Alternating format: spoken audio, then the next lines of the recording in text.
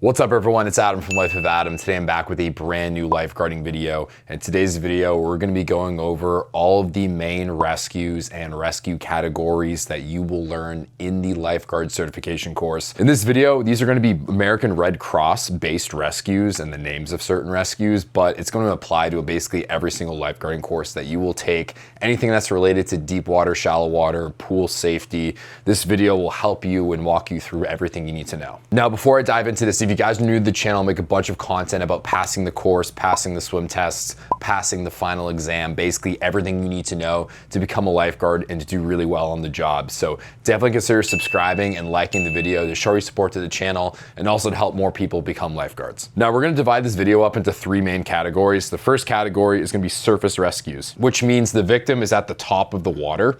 The second category is gonna be submerged rescues, which means that the victim is gonna be pretty deep or underwater. It can be a little bit underwater, so we'll treat it like submerged, but just think at the surface and then beneath the water. And the third category is gonna be spinal and specialty rescues, which we will get to. Now, the first two rescues that you will learn in the course is the active front and rear rescue. Basically what this is that there's a swimmer at the surface, he's flapping his arms, or he or she's flapping his arms. You approach them with the rescue tube and you either tuck it in front of them underneath their arms, or you approach from behind and kind of hook underneath their armpits and use the rescue tube to bring them to safety. So this is the first rescue that you will learn in the course. It's basically right after you learn how to swim with the rescue tube from one side of the pool to the other. It's very basic, and I guarantee this is the most popular rescue that you will do, especially when you work as a lifeguard. Now, the second one is the passive rear rescue. Mainly when you approach a victim that's face down in the water and is not active, what you want to do is you want to approach from behind them and kind of turn their body upright, open up the airway, and then slowly bring them to safety. So you can technically do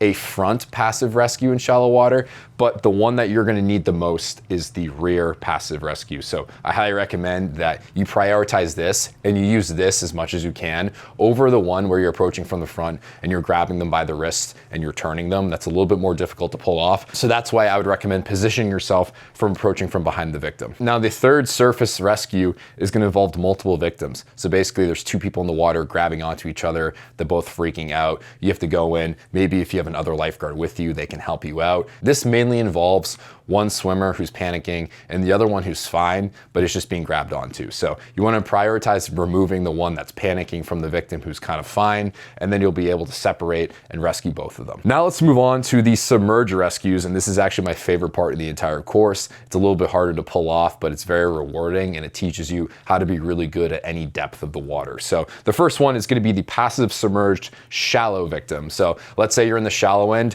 and there's a passive victim beneath you, you're still standing up. Really, you can like reach down and kind of grab them and bring them up if you wanted to. It's not where you have to swim beneath the surface, which we'll cover later. It's more so in the shallow end, they're just on the bottom and you can kind of reach down. So you can go down, pick them up and rotate their body, kind of like you're doing the passive rear rescue, which is kind of opening up the airway. They're floating and you just kind of walk them to safety and extract them with the backboard. So these two are very closely related, except it's a little different because this one's along the bottom. It's still shallow water, but that's something you're gonna have to learn as well.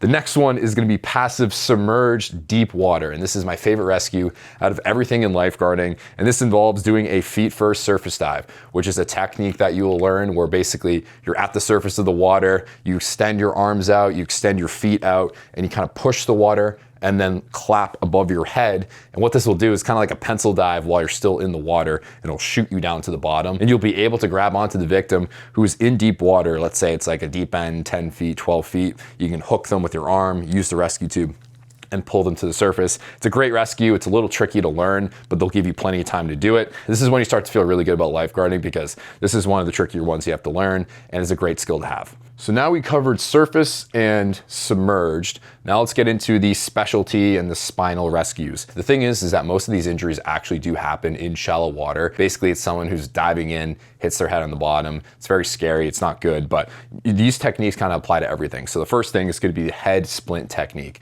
which is what you're doing is you're kind of putting the rescue tube off to the side and you're stabilizing their head and neck in the water using your forearms, using your hands, which kind of keeps their head and neck in place while you move them in the water. You gotta be very delicate. You can't rush this. You can't move them in weird directions. You have to keep them straight and you have to hold this technique. So this is extremely important, and it works hand in hand with inline stabilization, which which is basically you're moving the victim in a straight line, keeping their posterior chain straight. So 1A and 1B is the head split, which is like what you're doing with their chin and your forearm along their sternum and keeping their head in place. And then inline stabilization is you kind of moving them in the water, keeping their body and their whole posture straight so that you're not like damaging or injuring them more when they already had some sort of injury. Now, another thing you're gonna have to learn is spinal backboarding, which is transferring these two skills and then putting them on a backboard and using the straps and using the headpiece to kind of keep them there and then extracting them out of the water. So it takes a lot of time to learn this. Like these three will probably be a day of the lifeguarding course in itself. It'll be a couple hours, and you're not gonna be doing this by yourself either.